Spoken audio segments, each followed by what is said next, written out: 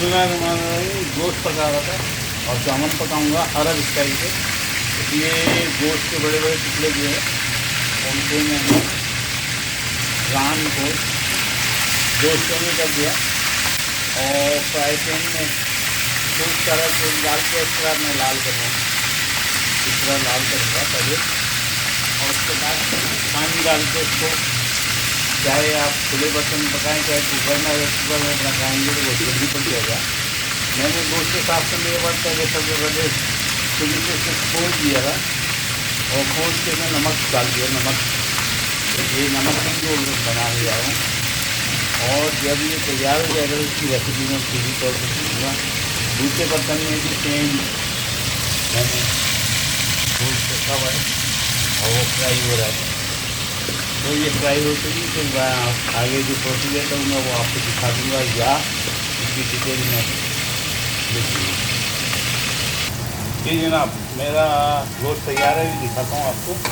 मैंने इसके अंदर गरम मसाला खड़ा थोड़ा थोड़ा सा डाल दिया है, जिसमें बड़ी इलायची है, लौंग और छोटी इलायची, गरम मसाला तमाम है, काली मिर्चें, लौंगें और तेज़पात है, और 2 फूल डालें, बादाम थोड़े से डालें और किशमिश डाली। थोड़ा सा उसमें पानी डाला था और उसको भून लिया।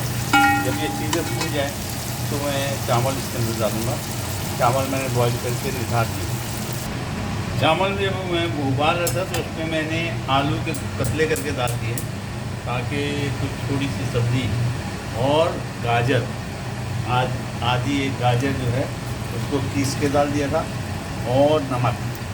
3 चीज़ें डालने के बाद इसको उबाल दिया था। और इसको उबालने के बाद अब ये तकरीबन गले में है और एक तनी बाकी है जो मैं दम पे इसको पकाऊँगा, दम पे पकाऊँगा। एक तनी चावल बाकी, इनको हम मिलाते भी जाएंगे। गरम मसाला इसमें मैं डाल देंगे। अब चावलों को मैं इसमें डाल देता हूँ तमाम को।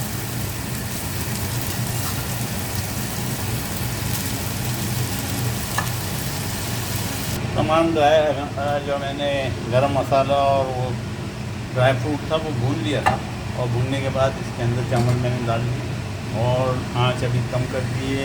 अभी फुल कर दूँगा इसको और इसको दम पे रख दूँगा और गोश्त रख दूँगा। अभी बताता हूँ आपको गोश्त किस तरह से मिक्स कर दूँ इसको ज़रा सा, उसके बाद आपको दिखाता हूँ। थोड़ा सा पानी का छींटा मारूँगा साइडों में, ताकि ये दम पे जले नहीं, चावल लगे। और जो मेरा गोश्त मैंने कुकर के अंदर गलाया था वो आपके सामने इसके अंदर डाल दूँगा। तो बड़े बड़े टुकड़े गोश्त डाल देता हूँ इसके अंदर।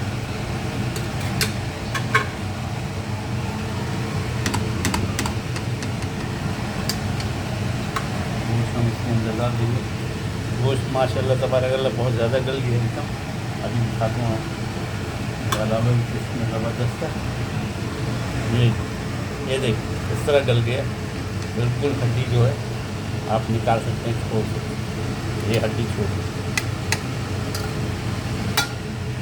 और हर गोश्त का नीचे का जो मसाला है वो भी ऊपर डाल देता हूँ। इसमें सिर्फ काली मिर्च और नमक, काली मिर्च और नमक, काली मिर्च, नमक और थोड़ा सा ऑयल मैंने छोड़ दिया। बाकी ऑयल में इसका जो निकला था गोश्त में से वो मैंने निकाल दिया।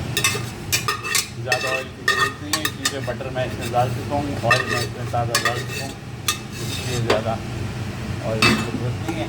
अब इस गोश्त के ऊपर भी चावल को कर दूँगा और इसको दम पे रख दूँगा और हमारे साथ चावल गोश्त तैयार हो जाएगा।